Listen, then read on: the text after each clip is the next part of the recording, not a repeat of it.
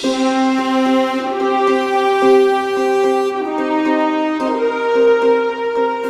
Morning sir. Tarak, sir please. Thank you. నమస్తే sir, ఇది production కి రెడీ అయిన శాంపుల్. ఒకసారి టేస్ట్ చేస్తారా?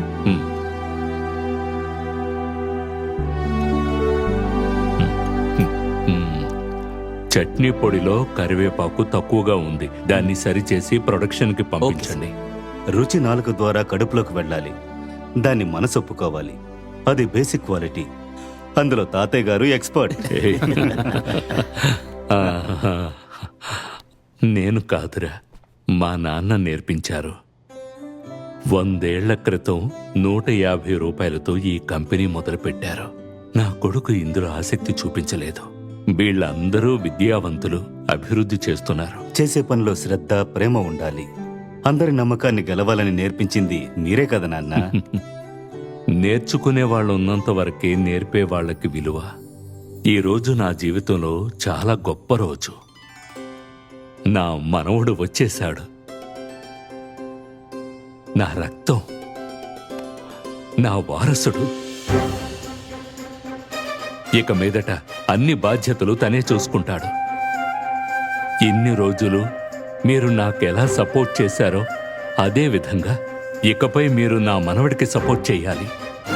ఈ కంపెనీని ఎంత ఎత్తుకు తీసుకువెడతాడో చూస్తూ హాయిగా గడిపేస్తాను. అయితే మాకు పని తగ్గిపోతుందన్నమాట. మా అన్ని బాధ్యతల్ని నెక్స్ట్ జనరేషన్కి ఇచ్చి మేము కూడా మా ఫ్యామిలీతో హ్యాపీగా ఉండొచ్చు. నా కొడుకు స్థానంలో ఎన్నాళ్ళు రవీంద్ర ఉన్నాడు. ఇక మీదట నా మనవడు చూసుకుంటాడు. తారక్,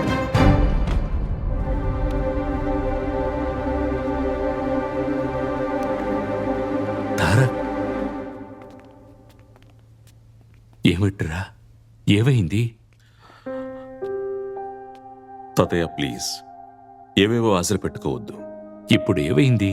నేను మీ రక్తమే, కానీ నేను ఈ కంపెనీని చూసుకుంటాను, వారసుడు, ఇవన్నీ అబద్ధాలు తాతయ్య. ఊరికే మీరు అనుకుంటే సరిపోతుందా? అందుకు నేను ఒప్పుకుంటానా లేదా అని కనీసం ఒక మాట అడగాలి కదా. ఇదే తప్పు మా నాన్నగారి విషయంలో జరిగింది.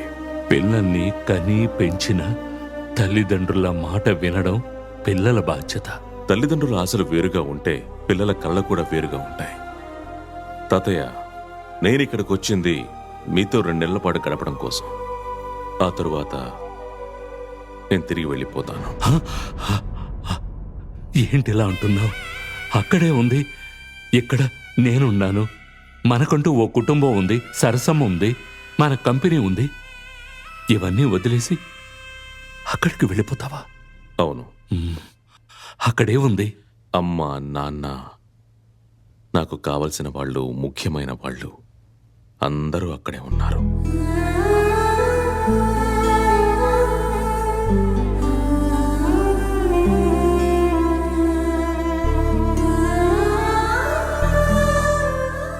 Are you missing him?